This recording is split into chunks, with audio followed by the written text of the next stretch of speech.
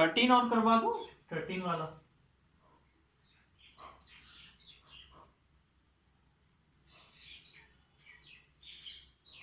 बेटा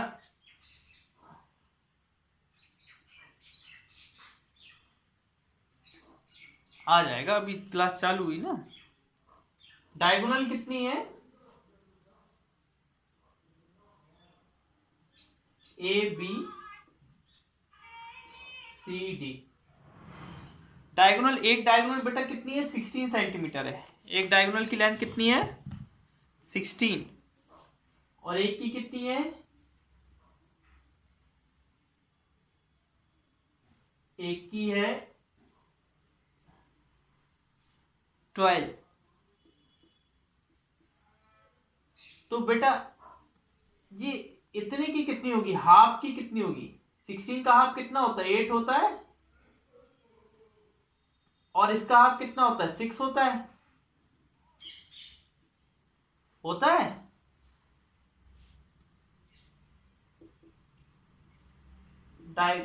diagonal 1 equal to 16 centimetre, diagonal 2 equal to 12 centimetre. अच्छा आप देखो, solve Pythagoras in triangle AOD में जाते हैं हम। किस में जाते हैं? एओडी। ये बीच में ओ मान लेना है ना। एओडी में जाते हैं बाय पाइथा थ्योरम। सभी को ब्लर आ रहा है?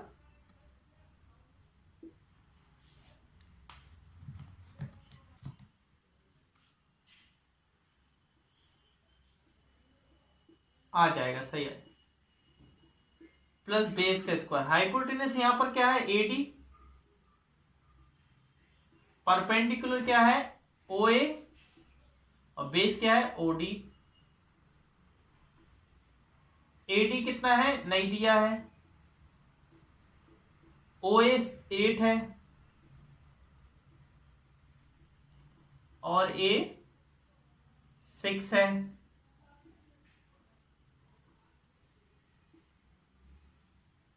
एडी का स्क्वायर ए हो जाएगा 64 और ए होता है 36, 100 हो जाएगा। तो एडी कितनी आ जाएगी? √100। √100 का आंसर क्या होता है? 10। तो साइड ऑफ रोम्बस कितनी आ गई बेटा? 10 आ गई। Hence side of rhombus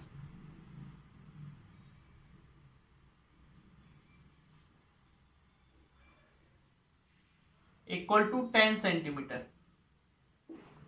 14th वाला रीड करो बेटा।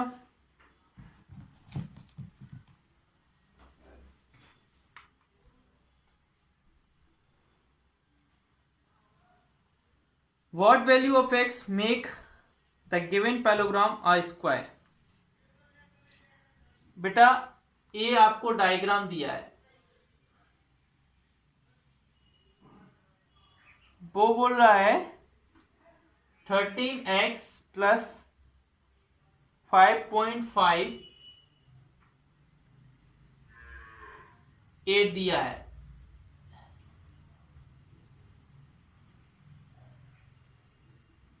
और ए वाला एंगल है जो दिया है बेटा, वो कौन सा है? ए वाला एंगल है। अगर बेटा इसको स्क्वायर बनना है, अगर इसको स्क्वायर बनना है तो ए वाला एंगल कितने डिग्री का होना चाहिए? 90। हाँ हाँ। To be a square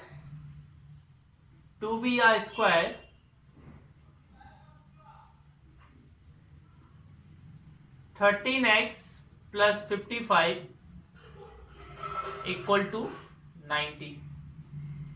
13x equal to 90 minus 55।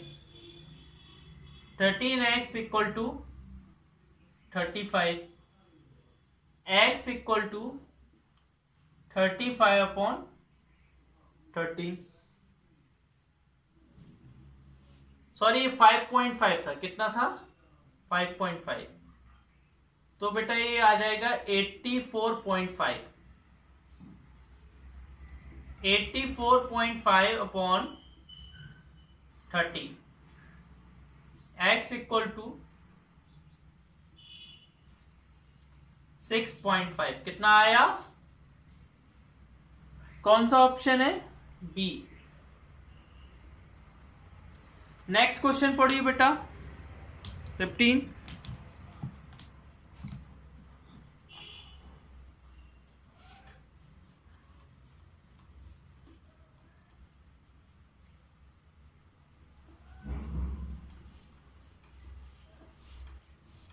Blur आ रहा है,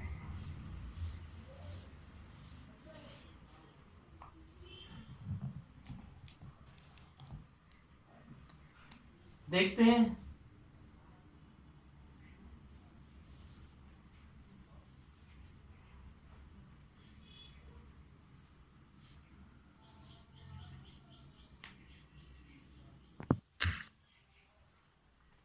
okay, now the question number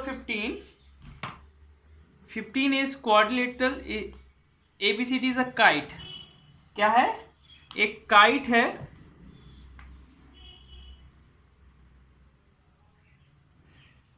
क्या हो गया बेटा,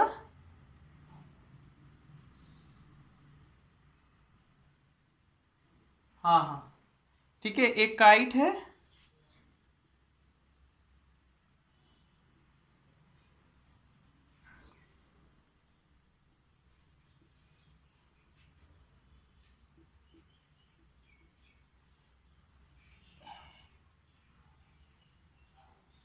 ABCDE,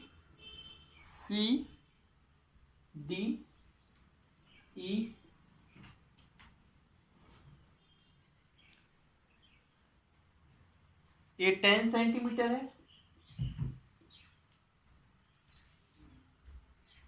ठीक है ना, और ए 8 सेंटीमीटर है। क्या पूछ रहा है वो, AE की लेंथ,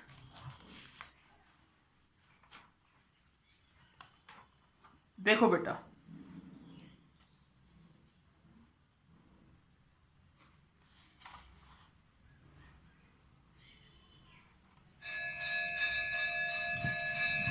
आपको अगर पता हो बेटा कि ये दोनों इक्वल होते हैं, ये चीज इसके इक्वल होते हैं, अगर आपको पता हो, वी नो दैट, नहीं काइट में, इन काइट बेटा AE किसके इक्वल होता है, CE के, ठीक है ना। अब ध्यान से देखना, हम इन ट्राइंगल BCE में जाते हैं, BCE में बेटा बाय पाइथा थ्योरम से क्या हो जाएगा, BC का स्क्वायर इक्वल टू BE का स्क्वायर, क्योंकि बेटा इधर 90 डिग्री है इसलिए राइट एंगल ट्राइंगल है, और राइट एंगल ट्राइंगल में पाइथागोरस थ्योरम लग सकती है, प्लस CE का स्क्वायर, BC कितना है 10 का स्क्वायर, B कितना है 8 का स्क्वायर, और C हमको नहीं दी है, A 100, A 64 और A CE, A इधर आएगा तो 36 हो जाएगा, CE इधर रूट लग जाएगा, CE तो C कितना आ जाएगा, 6 आ जाएगा। हमें निकालना क्या है, AE, AC, AE, बेटा हमें क्या निकालना, AE, और हमें पता है कि AE किसके इक्वल है, CE के, तो AE की जगह CA 6 सेंटीमीटर, AE भी कितना आ गया, 6 centimetre. Option B, which option is correct, option B. Next next question पढ़िएगा बेटा।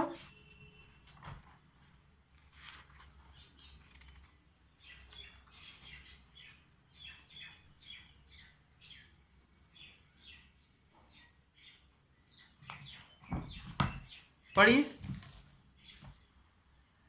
हाँ, CDEF इज अ स्क्वायर। देखिए बेटा,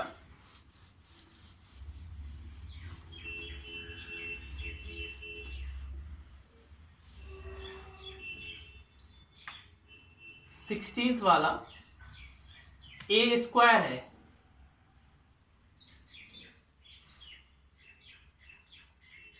इसकी डायगोनल ऐसी मीट कर रही है ना, और CDEF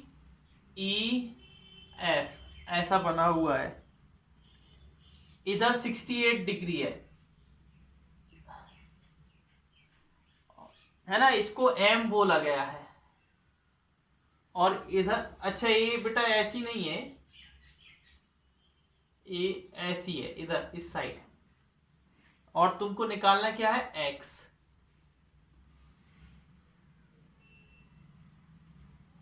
ठीक है, तुमको X निकालना है। अब देखिए X कैसे निकालेंगे, इसको N बोला गया है ना, X कैसे निकालेंगे बताइए। आपको पता है ये 90 होता है, नहीं आपको पता है ये 90 होता है, ए भी 90 होता है ना। और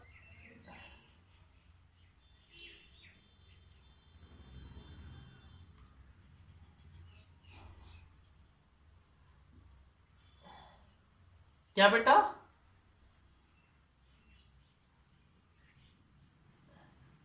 नहीं ऐसे नहीं बेटा, इन ट्राइंगल FME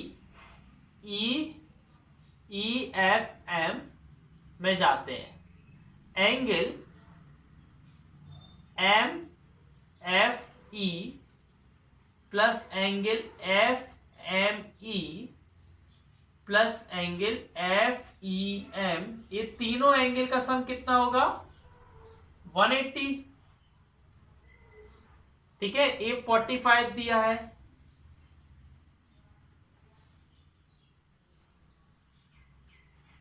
दिया है बेटा। ये जो डायगोनल्स होती है ना, डायगोनल 45 डिग्री पर क्या करती है, इंटरसेक्ट करती है ना, बाइसेक्ट करती। हाँ, FME कितना है, 68 डिग्री। FEM नहीं दिया है तो वो निकाल लेंगे, इक्वल टू 180 डिग्री। बेटा ये हो जाएगा 113 डिग्री प्लस एंगल FEM।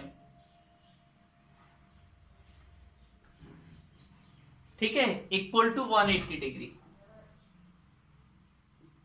तो एंगल FEM आ जाएगा आपका 180 माइनस 113, 67 डिग्री बचेगा। कितना बचेगा, 60 डिग्री।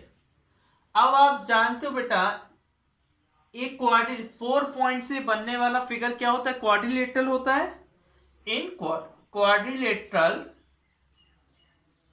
देखो हम किस क्वाड्रिलेटरल में जा रहे हैं, ध्यान से देखना, CFEN, CFEN। और क्वाड्रिलेटरल के चारों एंगल का सम कितना होता है, 180 डिग्री। तो angle F plus angle FEN plus angle ENC plus angle C equal to 360 degree. अब आप बोलोगे सर आपने 3 लेटर में क्यों लिखा है पूरा, मैंने इसलिए लिखा क्योंकि जो E एंगल है वो 2 पार्ट में डिवाइड है, A2, इसलिए हमें अलग से लिखना पड़ा उसको, क्योंकि हमें सिर्फ इतना सा पार्ट लेना है। एंगल F कितना है, 90, स्क्वायर है तो 90 होता है। FEN, अब ये FEN निकाला था 67, ENC x है और एंगल सी भी 90 है, equal to 360।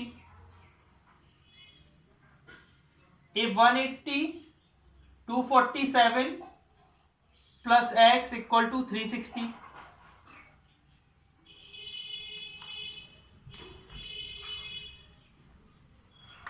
x equal to कितना हो जाएगा? 360 माइनस 247,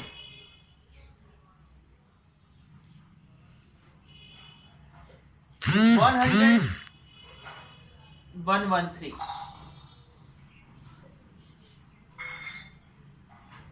ठीक है, ये आंसर हो जाएगा।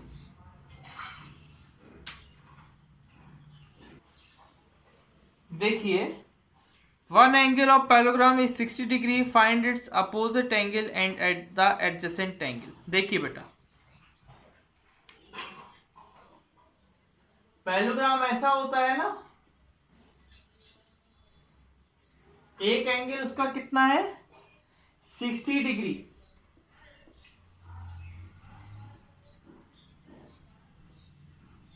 तो बेटा एंगल सी भी कितना होगा?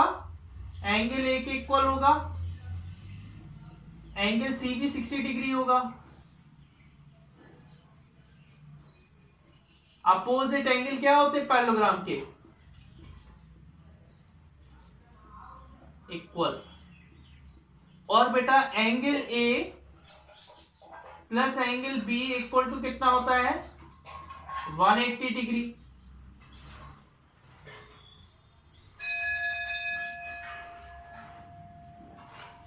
इधर क्या हो जाएगा? 180 डिग्री। अगर होगा, कैसे होता है? को इंटीरियर एंगल। बेटा इनके एडजेसेंट एंगल का सम 180 डिग्री होता है, क्योंकि ये को इंटीरियर एंगल होते हैं। एंगल ए पता है 60 डिग्री का है, एंगल बी नहीं पता है, तो एंगल बी कितना आ जाएगा? 180 माइनस 60, एंगल 120 डिग्री। अब हमें ये बताओ, angle D angle C B के इक्वल होगा? अपोजिट एंगल इक्वल होते हैं,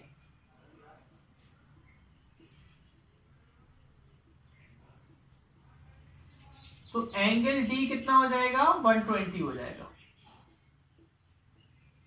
देखो चारों एंगल आ गए, एक तो दिया था, 3 आ गए, है ना।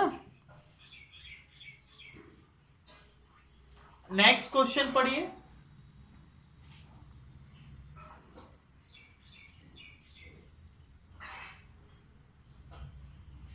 Read the next question.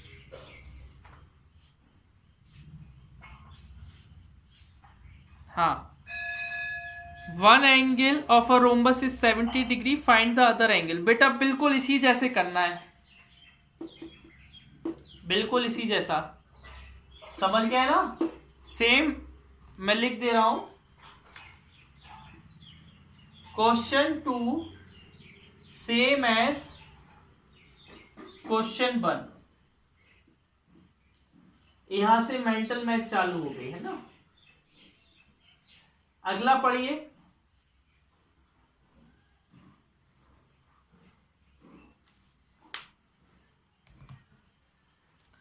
बेटा हर स्क्वायर रोम्बस होता है? हाँ होता है। हर रोम्बस स्क्वायर नहीं हो सकता है, लेकिन हर स्क्वायर क्या हो सकता है? रोम्बस हो सकता है। ठीक है ना। ओके, अब हम लोग बाद में पढ़ेंगे।